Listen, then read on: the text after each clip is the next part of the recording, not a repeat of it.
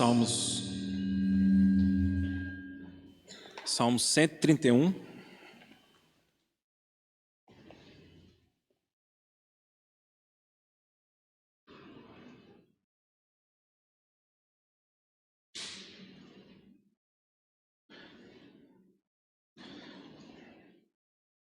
Salmos de Davi. Davi diz no versículo 1: Senhor, não é soberbo o meu coração, nem altivo o meu olhar. Não ando à procura de grandes coisas, nem de coisas maravilhosas demais para mim. Pelo contrário, fiz calar e sossegar a minha alma, como a criança desmamada se aquieta nos braços de sua mãe. Como essa criança é a minha alma para comigo. Em Romanos, capítulo 9.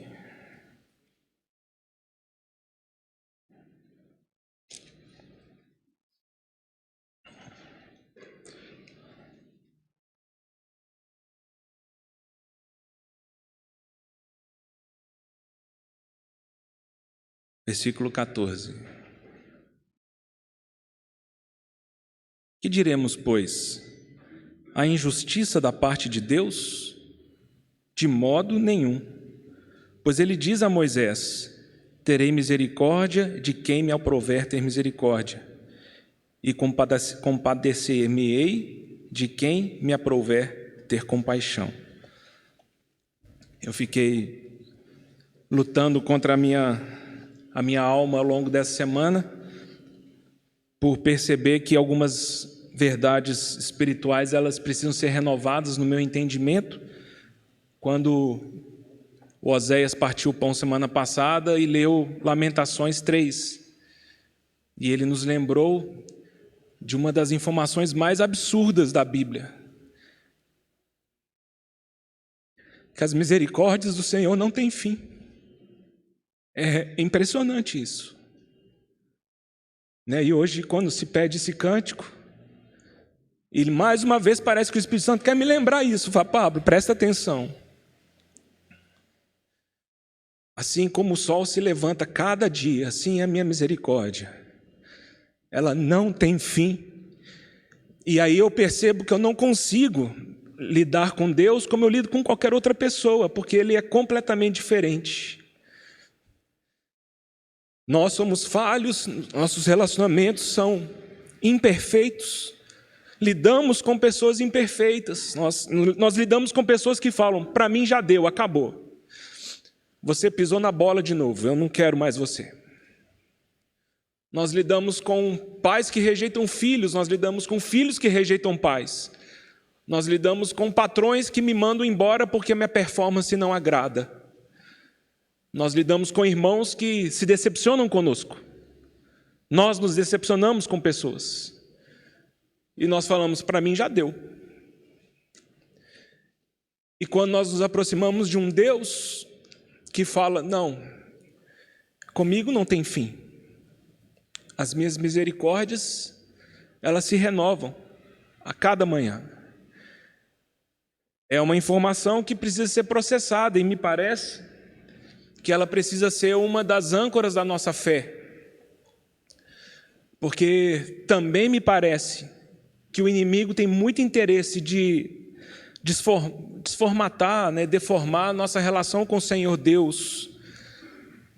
E nós, às vezes, começamos querendo nos aproximar de Deus por performance, E corre o risco da gente se aproximar dessa mesa também sendo enganados por essa informação. Deixa eu ver como foi minha semana, deixa eu ver se eu sou digno de participar dessa mesa. Deixa eu ver se eu mereço participar dessa mesa. E nós afastamos, então, aquilo que nos dignifica de estarmos diante dessa mesa, porque o que nos dá a dignidade de estarmos nessa mesa, definitivamente não são as minhas obras, mas é a obra que Deus fez por mim. E só isso. Davi aqui, ele fala uma coisa que é muito impressionante, E Davi vai falar: olha, não é soberbo o meu coração, Eu parei de tentar entender muitas coisas.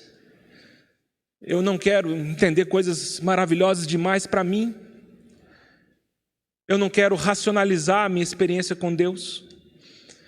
Eu não quero reduzir minha experiência com Deus ao intelecto humano, aos processos que eu tenho com as outras pessoas. Deus não se dá e não se mede a relação dele dessa forma. O Senhor Deus não é meu patrão, o Senhor Deus não é meu pai terreno. O Senhor Deus, Ele não é como um irmão aqui da Assembleia, o Senhor Deus não é como meu vizinho, o Senhor Deus não é como o apóstolo Paulo, o Senhor Deus não é como Davi, rei Davi, não. Eu não consigo racionalizar, eu não consigo ter uma relação com Deus baseada em impressões intelectuais, porque eu bato num muro em que a minha mente não consegue entrar, eu não consigo entrar. E aqui Paulo, nesse texto difícil de Romanos 9, 10 e 11, ele faz várias perguntas, ele faz várias afirmações difíceis para nós. É tão difícil esses 3 capítulos, nós já estudamos isso, lá atrás, que muitos estudiosos dizem que é um parêntese no livro de Romanos. Eles falam, não, a doutrina de Paulo em Romanos é do capítulo 1 ao 8, o 9, 10 e 11 é um parêntese que ele abre. Mas que parêntese? Ali Paulo está desenvolvendo o evangelho de Deus. E ele continua dizendo coisas difíceis para nós ali. É claro que agora ele, como o livro de Romanos, ele está falando para 2 públicos com contextos pregressos distintos. O cristão que veio do judaísmo e o cristão que veio do grego, do gentílico. Ele precisa costurar essas coisas no evangelho de Deus e mostrar que essas 2 coisas vão convergir para um só propósito. Capítulo 9, 10 e 11, Paulo vai mostrar que o Senhor tem um propósito ainda com Israel. E é difícil, porque Paulo ele se aventura a falar de coisas que nós não conseguimos explicar, certo? Como é que nós explicamos a experiência de Esaú e Jacó? 2 gêmeos que saíram da mesma mãe, na mesma hora, e o Senhor fala, um eu aborreci e o outro eu amei. Como é que nós podemos explicar a experiência do Egito e Faraó? Quando Moisés, quando escreve o livro, fala, Deus endureceu o coração de Faraó, e as 10 pragas eram necessárias. E Paulo então fala, não, Deus falou para Moisés, terei misericórdia de quem eu quiser, eu terei compaixão de quem eu quiser. Mas é muito importante vermos como que Paulo termina esse raciocínio lá em Romanos 11. Então, se os irmãos abrirem lá em Romanos 11,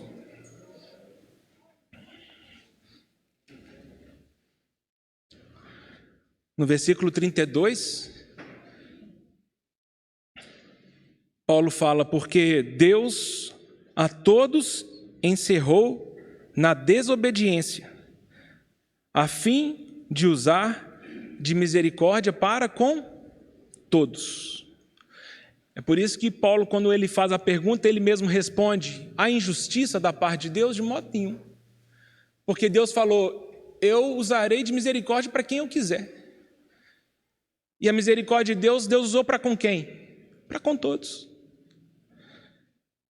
E me parece que Paulo, quando ele está terminando aqui, ele fala, gente, toda a humanidade desobedeceu. E toda a humanidade foi encerrada nessa cela, na prisão do pecado e da morte. Mas Deus amou o mundo de tal maneira que Ele deu o seu único filho. E Deus amou o mundo. E Deus usou de misericórdia para com todos. E aí Paulo fala, ó profundidade da riqueza. Não dá para entender. É profundo demais.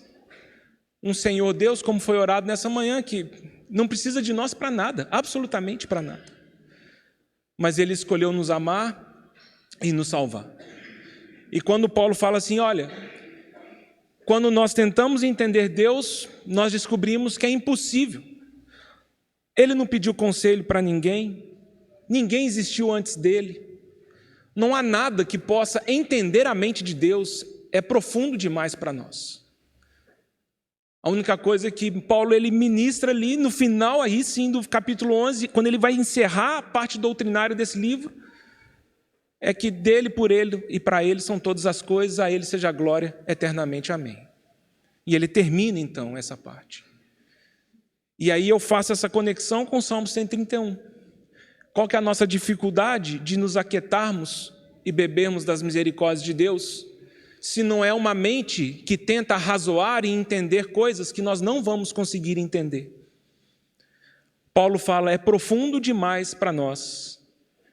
Nós não vamos conseguir entender a mente do Senhor, porque Ele, como eterno, como Deus, fora do tempo, capaz de já estar desfrutando da eternidade conosco nesse exato momento, lá na eternidade futura, e nós aqui presos no tempo, nós não conseguimos entender isso. Há muitas coisas que nós não conseguimos entender, e o Senhor Deus está falando, espera só mais um pouquinho, que você vai entender. E de tantas dúvidas que nós podemos ter, existe uma que não pode ter, é inegociável para nós. É que as misericórdias do Senhor se renovam a cada manhã. Isso é inegociável, irmão. É inegociável. Amanhã, quando você acordar, você não pode ter dúvida que assim como o sol se levantou, Deus renovou as suas misericórdias para com você. E aqui nós temos então Davi trazendo essa figura lindíssima, talvez um dos quadros mais lindos da natureza humana que nós poderíamos expressar. Descanso, confiança e gozo. Uma criança desmamada no colo da sua mãe. Davi fala assim, quando eu paro de tentar ser soberbo, orgulhoso, quando eu paro de tentar argumentar com Deus, quando eu paro de tentar que Ele me explique tudo, e é impossível, nós não temos essa capacidade, assim como aconteceu com Jó, quando a gente para de tentar argumentar com Deus, a gente fala, Senhor, a única coisa que eu posso fazer é beber do leite que o Senhor tem para me dar. E o leite que o Senhor tem a nos dar é o leite da sua graça, do seu amor, da sua fidelidade e da sua misericórdia. E quando eu bebo da misericórdia de Deus, eu aquieto.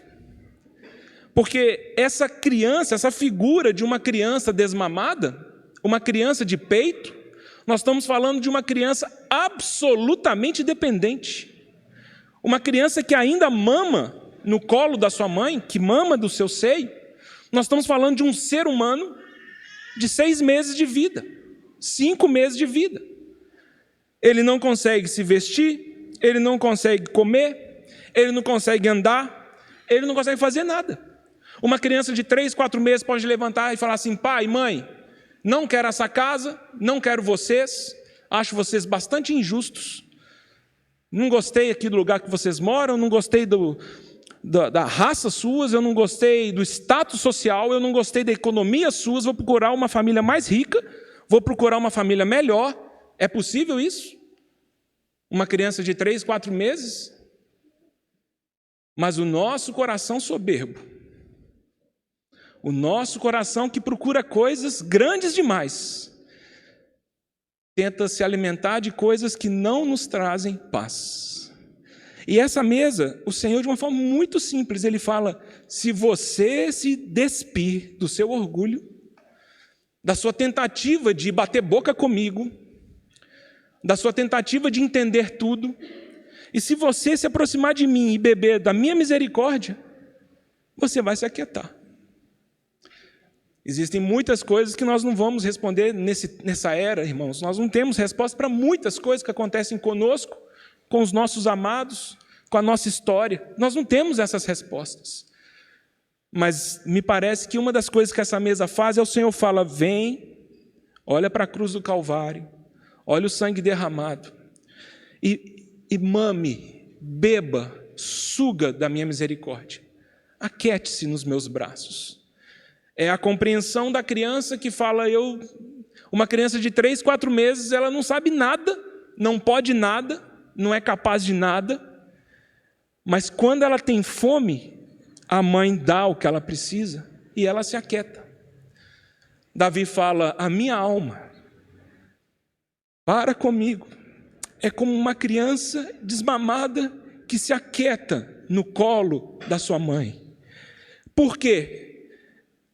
Porque as misericórdias do Senhor não têm fim. E isso me sustenta no meu dia a dia. Eu não sei muitas coisas, mas uma coisa eu sei. É que as misericórdias do Senhor não têm fim. Um pouquinho mais para frente, no Salmo 136, não é isso que Israel canta ao Senhor? Tão interessante a estrutura desse salmo, lembra? Cada versículo é uma frase que termina, porque as misericórdias do Senhor não têm fim. Rendei graças ao Senhor, porque Ele é bom, porque a sua misericórdia não tem fim. Rendei graças ao Rei dos Reis, porque a sua misericórdia não tem fim. Rendei graças ao Senhor dos Senhores, porque a sua misericórdia não tem fim. Rendem graças a Deus, que é capaz de fazer grandes coisas por nós, porque a sua misericórdia não tem fim. E ele continua o salmo narrando a história de Israel. Abriu os mares, porque a sua misericórdia não tem fim. Nos libertou do Egito, porque a sua misericórdia não tem fim. E nós não poderíamos fazer o nosso salmo, o salmo do Pablo, e eu escrever a minha história, independente do que eu falar, terminar assim? Mas as misericórdias do Senhor não têm fim. Tenho passado por um vale difícil financeiro, mas as misericórdias do Senhor não têm fim. Tenho me sentido muito sozinho, desprezado pelos meus, mas a misericórdia do Senhor não tem fim. Tenho passado por um problema de saúde terrível, que tem limitado a minha vida, mas as misericórdias do Senhor não têm fim. E assim eu bebo desse leite, e assim eu me aquieto nos braços de Deus. Que o Senhor ganhe nosso coração e que essa informação ilumine a sua fé, irmão. Olhe para o sol que se levanta a cada manhã e lembre-se que assim como o sol se levanta, assim a misericórdia do Senhor se renova para conosco. Gosto muito, a gente poderia cantar, cantarei graças a ti. Já falei para os irmãos isso algumas vezes, mas isso me parece ser chave. No Salmo 108, Salmo de Davi. Firme está o meu coração, ó Deus. Firme está meu coração, ó Deus. Por que meu coração está firme? Porque eu tenho um bom emprego? Porque eu estou casado? Estou firme porque eu não falei palavrão nessa semana? Estou firme porque eu dei oferta? Estou firme porque eu estou fazendo sacrifícios? Estou firme porque eu estou usando meu dom? Estou firme porque eu não estou deixando de reunir? Qual que é a firmeza do nosso coração, irmãos? Davi fala, meu coração está firme, porque é grande o amor de Deus. E vai além das nuvens. Meu coração está firme, porque a fidelidade do Senhor alcança os céus. É por isso que meu coração está firme. Porque quando eu olho para mim, eu bambeio. Mas quando eu olho para o Senhor, eu fico firme. Porque como Mateus iniciou essa reunião, lendo e orando, é que Jesus Cristo é a nossa pedra angular. E todo aquele que está nele, fica inabalável. Convido os irmãos, a gente poderia ficar de pé e cantar, ser exaltado, ó Deus, que toda a terra resplenda a sua glória.